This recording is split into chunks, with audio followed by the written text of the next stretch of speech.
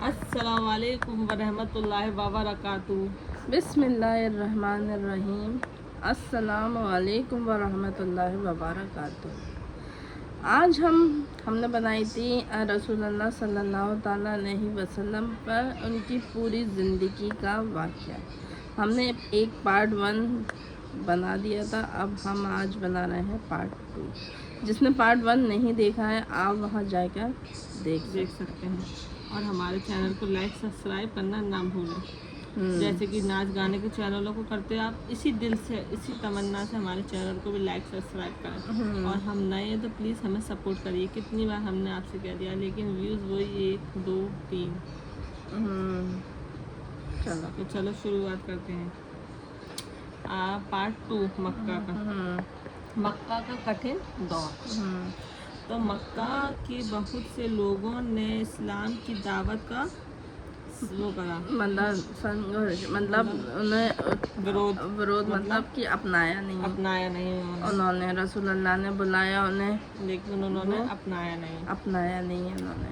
مسلمانوں کو پریشان کیا گیا اور ان پر بہت ظلم کیے گئے، لیکن رسول اللہ صلی اللہ علیہ وسلم نے صبر کیا اور لوگوں کو اللہ کی طرف بلاتے رہے۔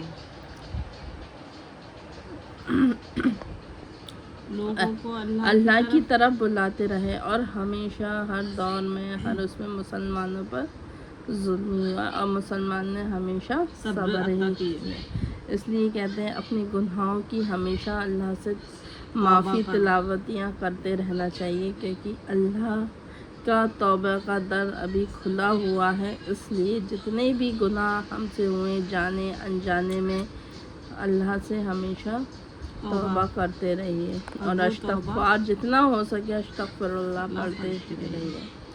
تو آپ صلی اللہ علیہ وسلم کا سندیش صاف تھا، مطلب ان کا سندیش مطلب کہ انہوں نے جو بتایا تو وہ صاف تھا کہ مطلب کہ اللہ کی طرف آؤ، ان کی عبادت کرو، اللہ کی عبادت کرو، جھوٹ اور ظلم چھوڑو، غریبوں اور کمزوروں کے ساتھ اچھا ویوہار کرو۔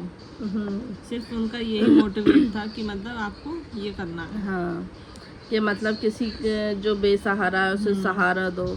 آپ کے پاس اتنا ہے کہ آپ دوسرے کی مدد کر سکتے ہو تو اس کے لیے آپ مدد کرو۔ اللہ نے مطلب رسول اللہ یہ سمجھا کسی پر ظلم نہیں کرو، کسی کا حق نہیں مارو، یہ رسول اللہ نے بتایا سب کو۔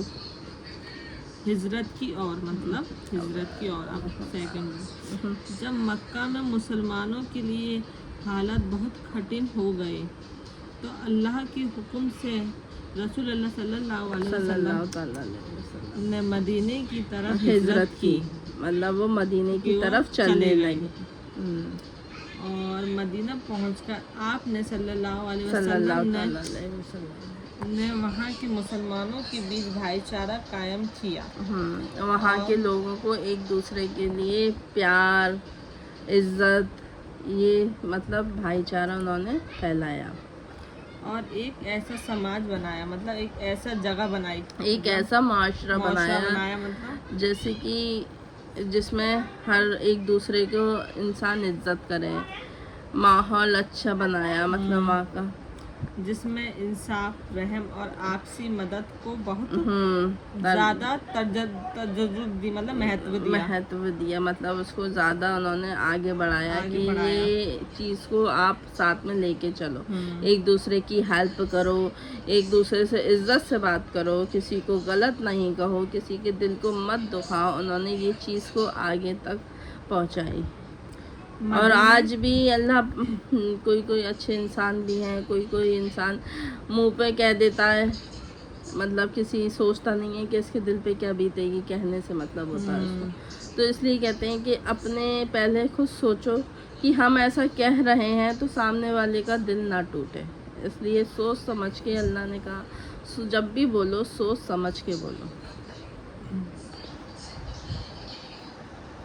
اور بتائیے مدینے کا دور۔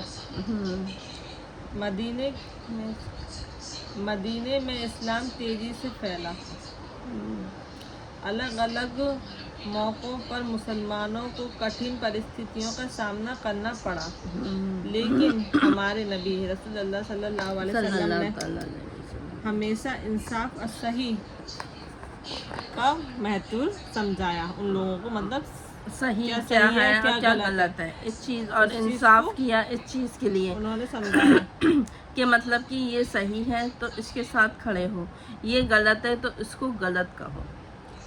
मक्के की।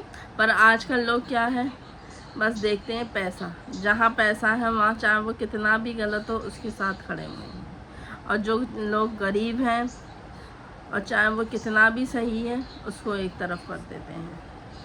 आजकल महत्व है सिर्फ, आजकल रिस्पेक्ट है सिर्फ पैसे की।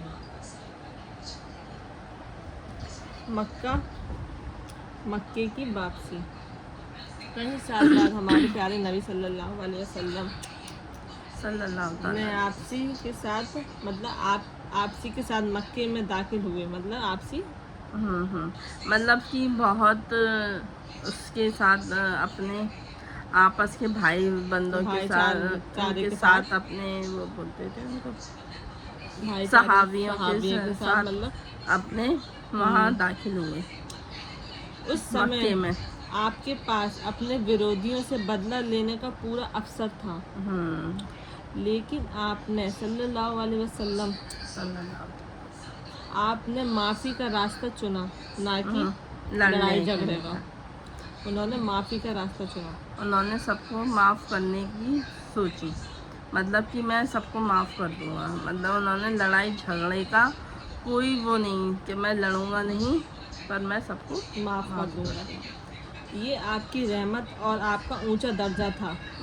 यही तो अल्लाह को पसंद थी उनकी बातें, और ये आपकी एक मिसाल थी कि आपने उनको माफ़ किया और लड़ाई झगड़े का विरोध किया। आखिरी हज। अपनी ज़िंदगी के आखिरी समय में रसूल अल्लाह सल्लल्लाहु अलैहि वसल्लम ने हज किया।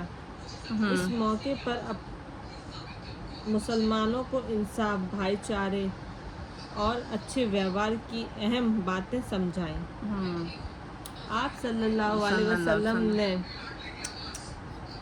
लोगों को एक दूसरे के अधिकारों का ख्याल रखने और अल्लाह से डरने की शिक्षा, मतलब उन्हें वो दी, तालीम दी, मतलब कि एक दूसरे का हक ना मारें, एक दूसरे के साथ गलत ना करें, और एक दूसरे की बात को सुनें, फिर उस पर फैसला लें कि कौन सही है कौन गलत है। उसके लिए उन्होंने इस चीज़ पे ज़्यादा महत्व, और अखलाक अच्छे होने चाहिए सामने वाले के, ये भी उन्होंने कहा। जो अखलाक से अच्छा होगा वो दीन पे ज़रूर चलेगा। जो नमाजी होगा, 5 टाइम का नमाज़ पढ़ने वाला होगा, अखलाक उसके अच्छे होंगे, सूद नहीं खाता होगा, जो अपने साथ अच्छे, मतलब दूसरों के साथ, अपने साथ तो अच्छा है ही, दूसरों के साथ भी अच्छा है, तो वो बेहतर इंसान है। आखिरी बीमारी।